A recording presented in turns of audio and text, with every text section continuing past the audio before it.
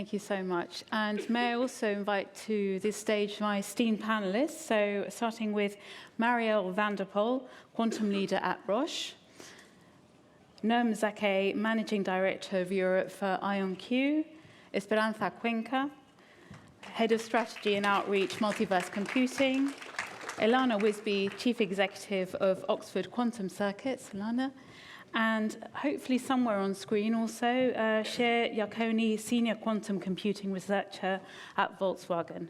So do we have Cher as well? Yes, there you are. I can't see you. Oh, I can see you down there. Perfect. So, well, thank you very much indeed, all of you, for being here, and obviously all of you and to The Economist for hosting us here today. We are indeed going to be looking at how close are we to actually exploiting all these wonderful attributes and things that quantum can bring to business, and to hopefully hear from you from an industry perspective, but also from those of you that are at the very forefront of developing these new technologies. So perhaps just a couple of data points to start with. We undertook a survey with over 800 respondents from across Europe, 12 different industries, and 60% of them saw as quantum skills as being absolutely critical for the deployment of their digital strategies. So it's something that's absolutely there at the heart of and minds of industry leaders from across Europe and probably more globally. The second data point is that McKinsey's latest report sets potential economic value from quantum computing, and quantum is more than computing, we've just heard, and we're all aware of that, but very specifically from quantum computing, anywhere between 620 billion to 1.2 trillion. So an awful lot of zeros there. So let's try and figure out exactly on which verticals this is actually going to be realized, and at what point in time should be really pressing our foots down on the accelerator to make sure that we're not left behind in the race. Esperanza, maybe if I could start with you. You know, Multiverse, you've been working with many different industry leaders across several verticals. Where have you seen some of the proof points of the value of quantum? Well, we are seeing very encouraging results in a wide range of industries, and I would like to point out two in particular. One of those is work that we are doing. Well, actually, one of my colleagues, or some of my colleagues are doing it, what we call quantum digital twins. Now, quantum digital twin is the representation and the simulation of a physical system where we embed quantum and quantum-inspired algorithms to gain better performance. And in our work, in terms of tangible results, we are applying that to optimize production and better simulation of production processes. And this also ties with having better defect detection and minimizing the, let's say, waste through better quality control. So that ties as well with a mission that we have, which is sustainability. Then we started our quantum journey in finance, and there are some really, really interesting results that we are seeing in that realm. One of those was recently done with a major European bank, and we are hopeful that we will continue to see tangible examples. And what I want to remark is these are things that are happening now. So I think it's important to put that on the table. Thank you very much.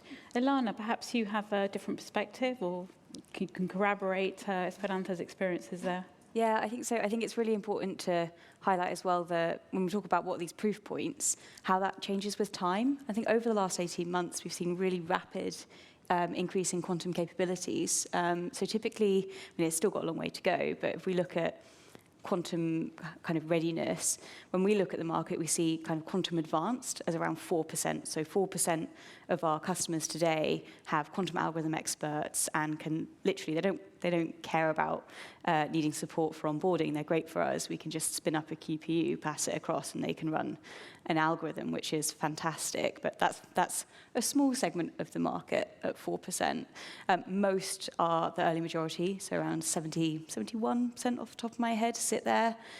Typically, those type of customers are pharma, oil and gas, energy, finance, of course, have always been at the cutting edge of this and kind of driving that, particularly where it's like standard, right, optimization type problems, suits banks, suits data sets really, really well.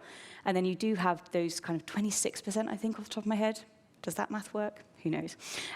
Is, quantum advantage now, right? They want to be able to see a return on investment by running a quantum algorithm immediately. So that's where we see kind of the market splitting in terms of capability. And that's a market we have direct kind of access to and interactions with. We've seen our POCs skyrocket over the last 6 months, which is partly because we now actually have Gerald, our phenomenal lead, who's actually able to convert and deliver on all of these fantastic relationships we've been building over the last few years. But we've also seen that mirrored with AWS. So we just heard from Richard earlier, and we've seen over the last few quarters a significant increase in the amount of utilization on Lucy, which is just fantastic. Fantastic, and I'll come back to the question of capability and the readiness of companies and what companies need to do to make sure they can take advantage of that. But just maybe bring you into this. What kind of industries have you seen that have been really able to take advantage of quantum as it is now? Sure. So I'd like to bring up 3 examples of ongoing work. Some of it had been completed, some of this is already taking form in the next stage. I'm going to start with chemistry, and most people go towards batteries, right? We're all aware that, with electric cars as the forefront, we need to improve batteries. So lithium ions has been the core of the research for many years now. And we are, as the technology evolves now, looking for better insights on lithium ions. Now, this is excellent. However, hydrogen fuel cells are also being looked at. And over there, as we use platinum as a catalyst, the cost of the hydrogen fuel cell is fairly high. So we're looking into simulation to see if we can change the ratio and reduce the amount of platinum being used. Will that completely change the landscape of batteries by adding the hydrogen fuel cells? That's on chemistry. In automotive, work that we've just published with Hyundai, we've done 2D and 3D using quantum machine learning. We've used fairly small 16-qubit machine, and the results are amazing. If you look at the paper, we need 60 images to classify the images on a quantum system compared to 59,000 on a classical system. So again, is the advantage here? Well, one can say that it's not here, but we begin to see the initial signs and taking some steps. The last project I want to bring up is the one that we do with Airbus. And this is how to better improve the cargo loading. Now you will say, well, everybody's looking into that, right, through the classical ways. But we believe that through some of techniques that have been recently developed, we can do a better job in loading cargo into the airplanes. And, think of the whole travel and transportation industry, right? This is not only an Airbus issue, but how can this ripple throughout the industry?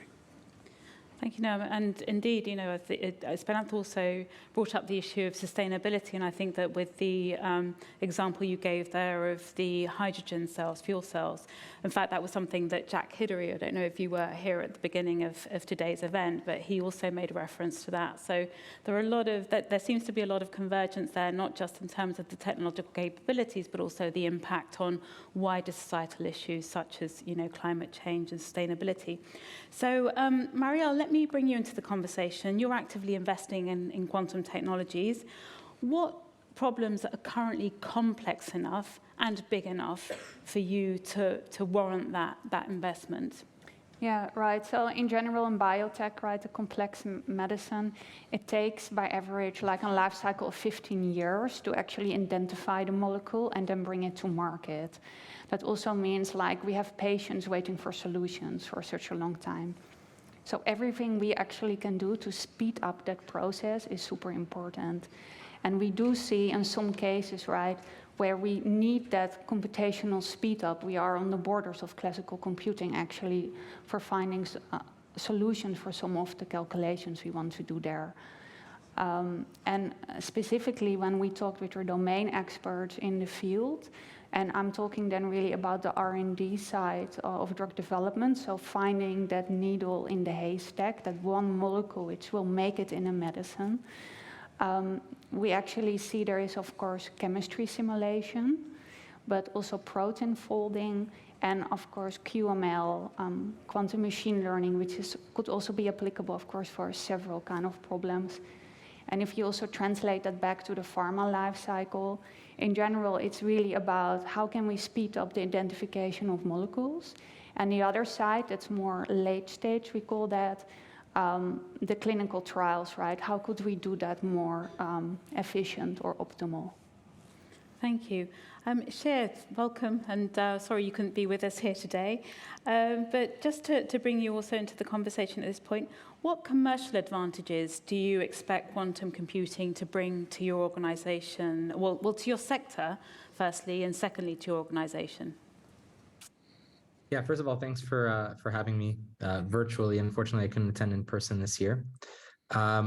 But yeah, it's a good question because quantum computing has a lot of different challenges to it. Some of it is engineering, some of it is theoretical, and some of it is we can call business bureaucratic, as in how do we get these quantum skills within a big company. The way that we see quantum computing providing value to a company like Volkswagen is kind of twofold. The first one is kind of the topics that everybody's been talking about over the past, I would say, 4 or 5 years, which can be divided roughly into 3 main groups: optimization, quantum machine learning, and chemistry simulation. We've already heard some stories about logistics optimization or chemistry simulations, image recognition. And luckily for me, I'm in a very privileged position of working at a big company like Volkswagen, where we have either brands or sub-companies that operate exclusively in any one of these domains, whether it's autonomous driving or logistics, manufacturing, and any one of those things. We have some connections with business groups that operate in these domains, and it's important to see what kind of computational advantages quantum computing can give in each of these areas. But more importantly, once we have these core competencies, the work that is required to go into developing these algorithms and understanding the use cases and doing the matching from the high level of the use case specifically, if we're talking about something that's very customer facing, like optimization of a logistics fleet or something like that, all the layers that are required to translate it down to something that can actually run on a quantum processor involves a lot of different skills, and a lot of different tools need to be used. So there's the data preparation that's kind of ubiquitous in data analysis or data science. There's the analysis of algorithms that goes into developing these quantum algorithms. And then there's even down to the compilation and actually executing it on quantum circuits. The nice thing about doing this kind of work is that not only do we get to work on the research that will help bring quantum computing to that point of quantum advantage, but we also get to future-proof our company and our capabilities in the event of something like this happening. So we want to develop these core competencies in order to be able to evaluate these quantum technologies, these quantum algorithms and processors that are coming to market, so that we're not inherently reliant on other companies externally telling us what is or isn't a good idea. And moreover, we have something that we end up in the situation where we get something which we call like the spillover effect, where we dedicate a lot of our time into developing these use cases, and we come to the realization, well, okay, we're in the NISQ regime where we can demonstrate some particular algorithm is useful in some particular scenario for some use case. And in the meantime, we also discover new classical methods in order to accelerate the process to help us sustain this workflow that we've developed until we get to that crossover point with quantum computing. And if we talk particularities of what we think will be particularly impactful, we know that there's a lot of promise in optimization, which is one of the great examples where everything in business is an optimization problem. You're always reconciling between time and resources and the amount of effort that you need to put into something to solve a business problem. So there's a lot of promise that quantum computing can provide in any kind of business, and that's really where we see the advantage of investing in these quantum technologies. Not so much in the particular use cases, but more in the meta level of really understanding how these technologies are going to affect us in the future. Thanks, Shir. So I think that's going to be absolutely music to your ears there. Everything in business is an optimization problem, so a huge market there for you. I think also music to the economists is when you talk about spillover effects, something perhaps for the Schumpeter columnist to pick up there. Very interesting. Marielle, bringing you back again into the conversation at this point. Even at the point that quantum technologies are, they're ready to be adopted by industry, does there have to be a parallel process in which you're checking how these impact the end beneficiary of the results of that technology? Yeah, well, I think in general, right, the use cases and the problems you're trying to tackle, what you see at the moment, they're very simplified. Sometimes people also use the word like toy problems. From a business perspective, these are toy problems we're trying to solve because we are really years from actually commercially implementing them. Nevertheless, I want to emphasize that if we don't do this, if we actually don't look what technologies, what algorithms actually would fit to what machine, and would they fit? Because we do know, right, quantum algorithms are very different than the algorithms we use in classical computing, so we have to learn. And it's really trial and error, basically. And that is why it's also important to understand, like, if we don't do that, if we don't push that boundaries together, we will never then make maybe that giant leap. But I do want to say, like, it's at the same time, it's still very far away from any commercial application, as you see that the problems are sized to the current available qubits, which is then not realistic to the real problem basically you try to solve. But you have to start somewhere and you have to work what you have, right? Thank you. Noam, do you have a view on that? Yeah, I do. Absolute parallel progress has to be made here. Some industries are closer than others. For some, the problem is really vast and it will take time. We do see this as an iterative process, right? We start, and I'm going to use your words, we start with a toy problem. The technology will evolve, and then we'll go to a toy plus type of a problem. So there has to be progress that will be made both from the development of the hardware, the software, lower the barrier for people to know how to use the technology as well, and to bring additional value. And this will self-propel, right? So as the value will increase, the other side of the equation on development will continue on its course. And as I said, this will have to be a parallel process. The two cannot be completely isolated. We on the hardware side absolutely need the input coming from the users and vice versa. Okay, Esperanza, Elana, I don't know whether you have an opinion on this. Well, I absolutely agree that indeed the current state of the hardware, in a sense, can be seen as limited. However, I want also to emphasize the enormous progress that we see across all hardware providers. And we have Ilana here with us, which is a great example of that, the friends of IBM, IonQ, and I can go on and on. And also looking a little bit at this in a, let's say, broad perspective, I also want to bring to the table the value of quantum-inspired solutions, which I see as a short-term implementable solution, because at the end of the day, quantum-inspired is something that you actually execute on high-performance computers. So, and to that note, all of this that we are discussing, I think something that we will be exploring along the lines of this, but I want to take this opportunity to stress that I believe we also need a different mindset to approach what we call innovation projects or discovery projects, or whatever you call it. Doing things differently requires a totally different mindset. And I like a lot in this realm the concept of liquid organizations built upon distributed leadership. I believe that is strategic and organizational paradigm that organizations need to adopt in order to harness the power of quantum computer. Thank you. Ilana, just to bring you as the final word perhaps on this particular subject. I mean, how do I follow that? Let's innovate business itself. Like, I am so here for that. I think that's truly inspirational, and quantum computing enables us to afford solving the problems of problem solving itself. So we probably do need to think about this differently and with fresh eyes. Look, what we see and where we've got customers running algorithms, yes, we've got small processes, but they're investing now because they recognize the full potential and how transformative that is going to be. They're not just thinking about how do I understand and break down the barriers to learning, but they're also thinking about how it's going to impact their business more broadly. So particularly with their workflows, so breaking down the barriers to access.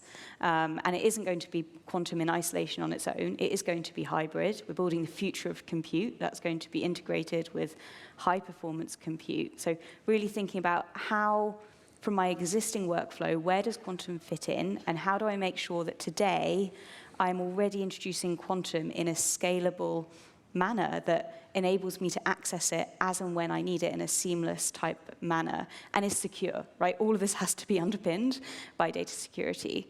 And one of the reasons that we particularly trying to navigate not saying certain things, banks enjoy working with us because we can put our quantum computers into their secure existing infrastructure already into data centers. You don't need to be putting the quantum computers into their on-premise. They can have that extension of data security with that quantum-enabled piece, edge to edge, right next to their classical compute, already within their workflow, already within that secure extension of their existing infrastructure.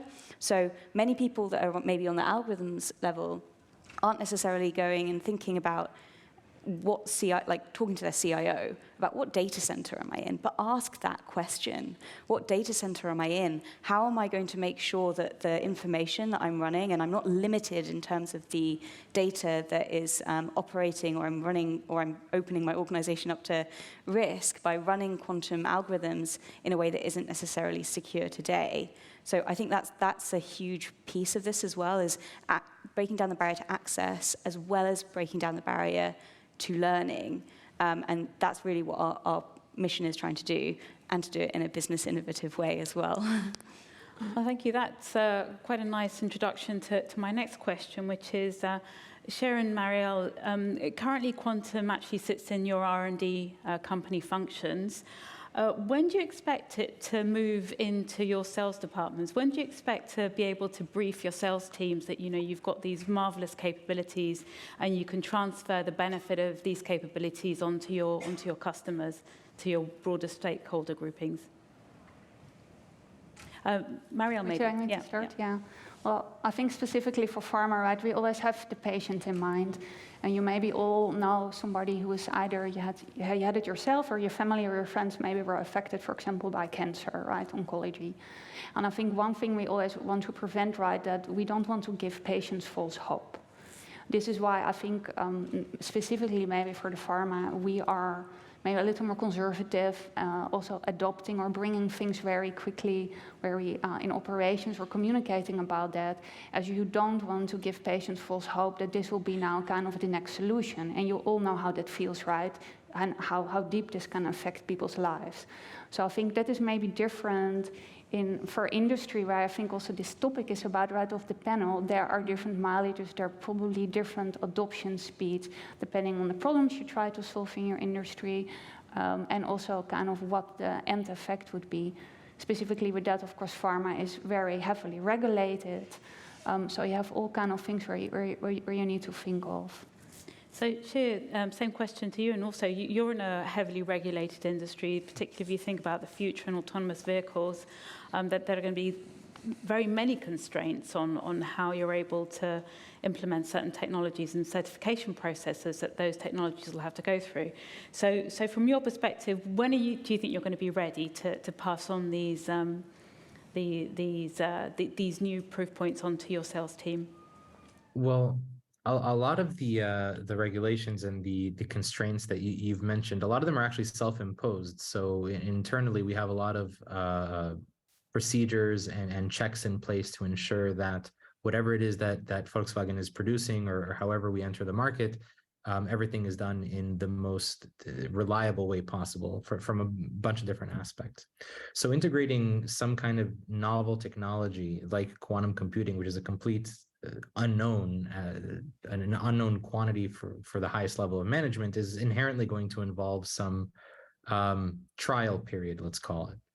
And if we look at from the pure technological point of view, we've published a few papers in the past year and a half, which have shown that there are some industrial applications of quantum computing, specifically in manufacturing and logistics, where we're really close to that era of being able to maybe not do something better than any possible classical algorithm, but we can use a quantum computer to do something better than we're doing today.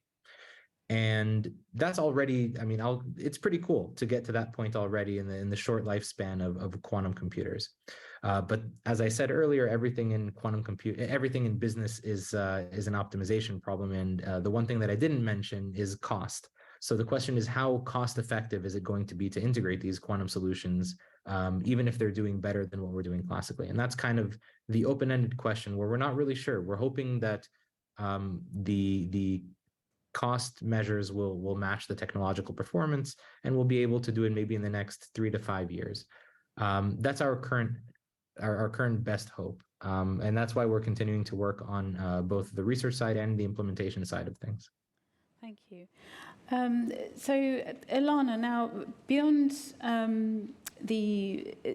we spoke earlier about there are certain industries that certainly seem to be more open to exploring quantum, to taking a little bit of risk, investing. Are there any, beyond the industry characteristics, are there any characteristics that describe the typical company that embraces quantum technologies and exploration? Yeah, I think to summarize, they tend to be data-driven. They're very innovative. They're open. They're usually collaborative, and they usually are not afraid of taking risks, so are deeply, deeply competitive as well. So some of those are more practical, some of them are more value-driven, but for us, the teams that we work with, and we get the opportunity to work with, are incredibly, incredibly smart, very innovative, very energized, and they have a healthy amount of optimism, right? They're investing in something that they know, and optimism, but also realism, right? They're investing in something that they know is going to help in the next 10 years, but they also know that this is something that they could get value from in the short term as well. And they tend to be really, really smart. So, yeah, I think that kind of summarizes overall. Speranza, does that? I love the optimist. You're an optimist. You really do believe that this is going to make a difference to your business and to the customers you serve. Is that something you see in the companies as well? Yeah, absolutely, absolutely. I like the term of realistic optimism. Yeah.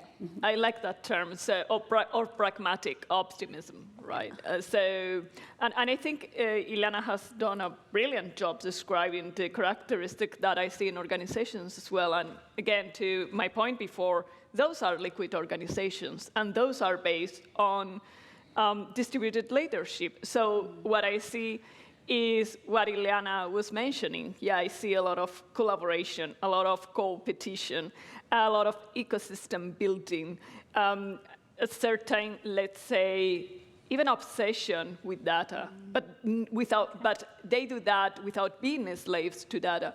So the organizations to do that, and not only in quantum, but in other realms as well, are the leaders and the example to follow. Perfect, thank you. Shiv, very quickly, and Marielle, do you see your organizations reflected in those traits? I do really like I also always call myself a realistic believer, right, in this technology. And I think also like working together with that, I think you need to find also in your organization, and I always call it like a coalition of the willing, people who kind of share this ambition with you. And I think one of the things you want to ask is, what would we like to give back, like to the audience as an advice? Yes. One of the things I would advise is being an end user, and if you work in an end user environment, get your domain experts on board. Without them, any initiative probably will fail, because you need to get, one, the support of the business lines, right, the strategy in, but also you need to get the domain expertise in.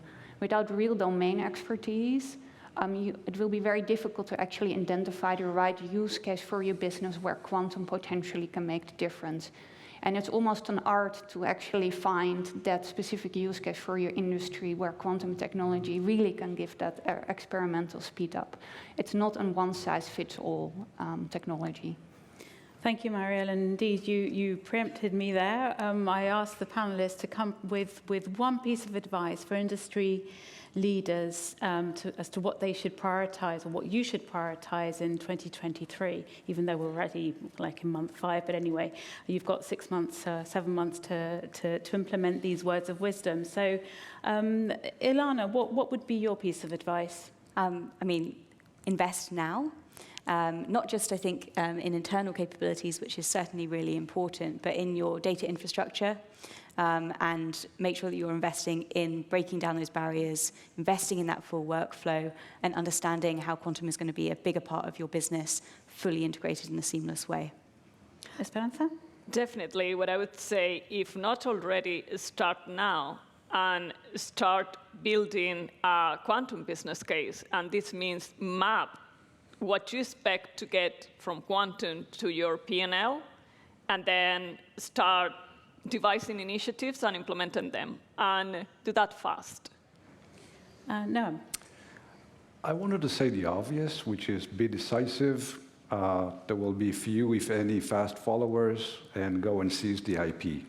But you're all here, so you probably know that. So my second best answer is assign a champion and make sure that somebody's actually using, writing, enabling, and again, using real hardware. Be a small use case, but get your skills on board. Thank you. And actually, one of the earlier speakers, I think from BA, also said this, the point about the champions, really important, particularly in large organizations. And Shea, you have the final word here. One piece of advice.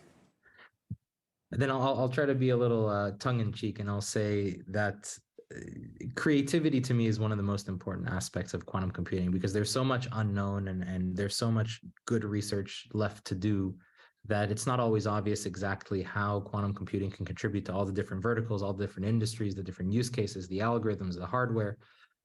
So it's really important to keep an open mind, be creative and flexible in how to do the mix and match between all the different topics.